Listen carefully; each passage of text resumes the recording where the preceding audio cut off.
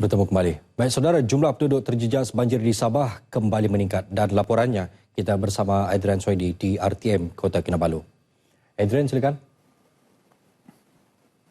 Terima kasih rakan penyampai di Angkasa Puri. Salam sejahtera dan salam sehati sejiwa. Perkembangan banjir di 3 daerah di Sabah.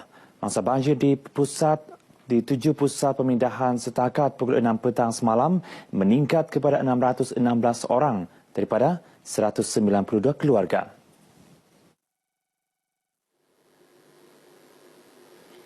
Di Kota Marudu, 346 mangsa daripada 82 keluarga masih berada di pusat pemindahan banjir Dewan Sekolah Kebangsaan SK Taritipan. Manakala 35 orang daripada 25 keluarga ditempatkan di pusat pemindahan banjir Dewan Pusat Latihan Pertanian Damai yang dibuka semula semalam selepas ditutup pada 20 Januari lepas. Menurut Ketua Sekretariat Jawatankuasa Pengurusan Bencana Negeri JPBN Sabah, Kolonel Mulyadi Alhamdi, 39 orang daripada 11 keluarga di daerah kecil Paitan Beluran masih berada di Dewan Kampung Bin Sulung. Sebuah lagi pusat pemindahan turut dibuka di Dewan Kampung Kumbambangan dengan menempatkan 8 orang daripada 4 keluarga.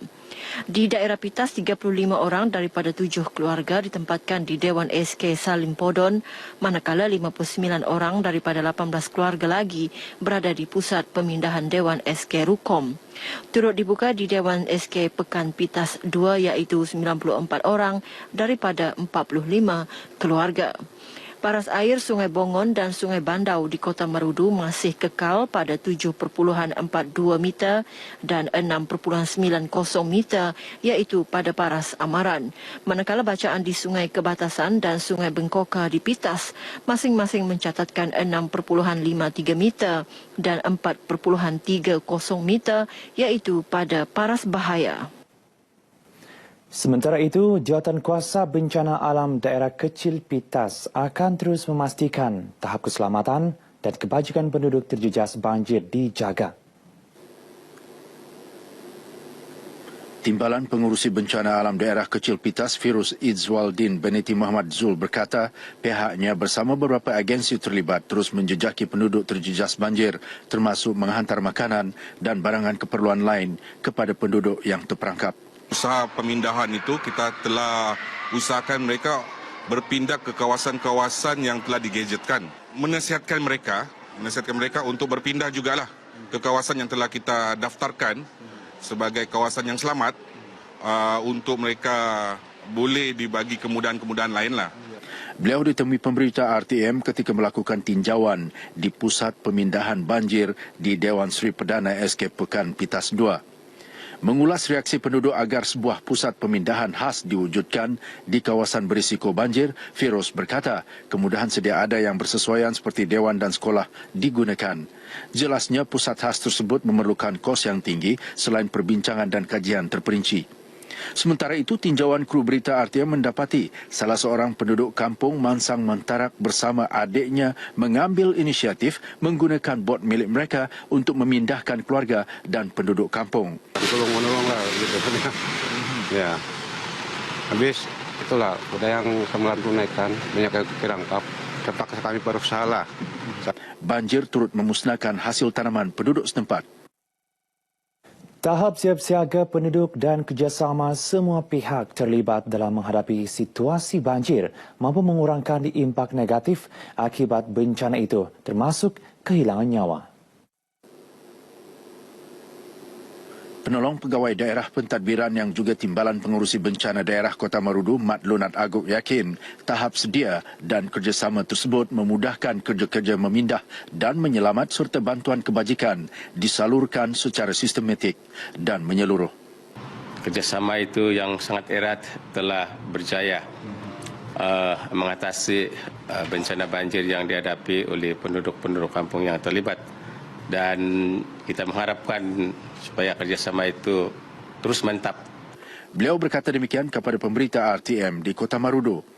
Beliau berharap agensi terlibat sentiasa menganjurkan seminar kesedaran kepada penduduk terutama yang tinggal di kawasan berisiko banjir agar mereka lebih bersedia serta maklum tentang apa tindakan awal yang dilakukan. Rakyat terus diajak untuk mengekalkan keharmonian yang dinikmati pada hari ini demi kesejahteraan hidup masyarakat yang berbilang kaum. Menteri Belia dan Sukan merangkap pengerusi penyelaras Barisan Nasional BM Tawau, Datuk Taufik Abu Bakar Titingan berkata, Malaysia masih gagah berdiri sebagai negara contoh yang mempunyai hubungan kaum yang harmoni berbanding negara bergolak yang tidak mempunyai pelbagai kaum. Beliau berkata keharmonian yang terserlah dalam perayaan Tahun Baharu Cina umpamanya adalah cerminan betapa negara majmuk seperti Malaysia jauh lebih istimewa dan berjaya berbanding kebanyakan negara lain. Inilah satu keunikan budaya dalam negara kita Malaysia yang mana perayaan-perayaan suku kaum itu bukan diraihkan oleh kaum itu sahaja. Bahkan turut dikongsi kegembiraannya oleh semua masyarakat tanpa mengira suku kaum, agama dan juga kepercayaan. Dan inilah resepi yang menyebabkan negara kita sentiasa aman, sentiasa harmoni, sentiasa makmur. Dan ianya nilai yang perlu kita pertahankan. Beliau ditemui media dalam majlis ramah mesra bersama masyarakat Tionghoa di SRJK Chunghua Tawau. Menurut Datuk Taufik, suasana harmoni disemarakkan lagi dengan amalan kunjung mengunjungi sempena majlis rumah terbuka yang dianjurkan. Lebih 500 masyarakat Tionghoa di kawasan Parlimen Tawau hadir memeriahkan majlis ini. Belia Bumiputra sebaiknya mencontohi sikap dan cara masyarakat Tionghoa jika ingin berjaya dalam bidang perniagaan. Menurut ahli Parlimen Haji Muhammad Dun, Belia Bumiputra perlu berani dan rajin berusaha selain memupuk semangat persahabatan yang tinggi bersama masyarakat Cina. Beliau berucap dalam Majlis Jalinan Mesra Tahun Baharu Cina 2017, Parlimen Beaufort di Beaufort. Datuk Azizah yang juga Timbalan Menteri Pembangunan Wanita, Keluarga dan Masyarakat juga menekankan perlunya sikap saling sayang menyayangi dan menghormati rakan dipupuk bagi menjamin hubungan setia kawan yang berpanjangan. Beliau berharap tahun baharu ini akan membawa kemakmuran dan kesejahteraan kepada seluruh rakyat di negara ini, khususnya di Sabah. Dalam majlis ini, beliau menyampaikan sumbangan kepada 5 tokoh Cina di daerah Beaufort. MCA komited terhadap pembangunan pendidikan di negeri ini. Usaha berterusan itu dapat dilihat menerusi pendidikan awal kanak-kanak yang menjadi teras perjuangan parti itu sejak 3 tahun lepas. Untuk tahun ini, tabung dana pendidikan Datuk Francisco telah mengagihkan sejumlah RM600,000 kepada hampir 2,500 pelajar di kawasan Penampang tanpa mengira pelbagai latar belakang pelajar. Timbalan Presiden MCA Negeri Datuk Francisco memberitahu ibu bapa yang mempunyai lebih daripada 4 orang anak secara automatik layak dipertimbangkan menerima bantuan tersebut. Setiap orang budak ataupun pelajar akan berpeluang mendapat RM250 untuk meringankan beban ibu bapa mereka untuk membiayai perbelanjaan pembukaan sekolah setiap tahun. Beliau ditemui pemberita selepas program turun padang sempena Tahun Baharu Cina di Penampang. Dalam lawatan ini, beliau turut memberi angpau kepada kanak-kanak dan warga emas. Dalam perkembangan lain, Datuk Francis yakin MCA akan memenangi kembali kerusi Dewan Undangan Negeri Dun Kepayan dalam pilihan raya umum akan datang. Beliau turut menambah lebih banyak pembangunan akan dilaksanakan di kawasan berkenaan. Kami semua dari MCA bahagian Penampang ingin mengucapkan selamat Tahun Baru Cina. Gong Xi Hua Cai, Xin Nian Jing Ai.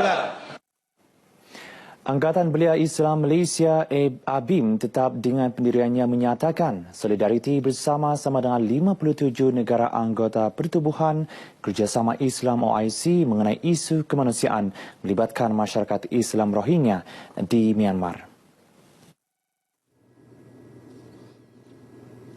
Presidennya Muhammad Raimi Abdul Rahim berkata persidangan tergempar OIC yang diadakan di Ibu Negara baru-baru ini merupakan satu usaha penting bagi meneliti langkah tegas untuk menggesa kerajaan Myanmar memberi kebenaran penghantaran bantuan kemanusiaan ke wilayah Rakhine. Ini merupakan satu titik penting kepada usaha di peringkat diplomasi dan antarabangsa untuk memberikan tekanan berterusan kepada Myanmar agar pertamanya mengiktiraf kerakyatan etnik Rohingya di Myanmar dan seterusnya untuk membenarkan hantaran bantuan kemanusiaan ke kawasan Rakhine atau Arakan.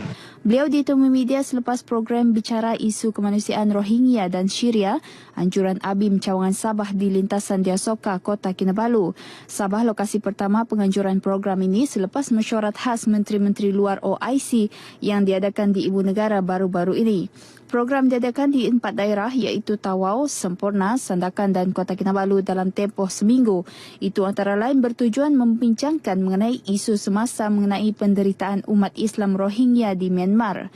Ia juga bagi mengumpul dana tabung keprihatinan Rohingya oleh agensi kemanusiaan ABIM untuk disalurkan kepada masyarakat Rohingya di Myanmar. Seterusnya, kita ikuti peristiwa yang berlaku di Sabah dalam diari hari ini.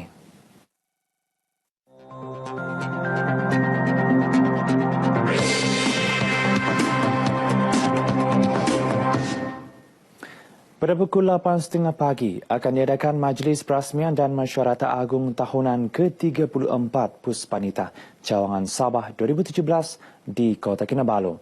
Sementara pada pukul 9 pagi, Majlis Perasmian Menara Telekomunikasi Time Tree dan pemberian nombor premis Kampung Long Pasir dan Long Mio daerah Sipitang di bawah projek Alamat untuk Semua AFA ke Kampung Long Pasir Sipitang.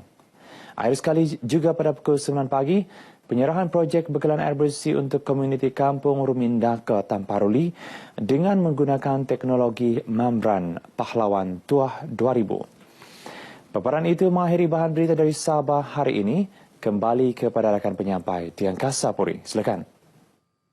Terima kasih Adrian Soedi dengan perkembangan berita dari Sabah.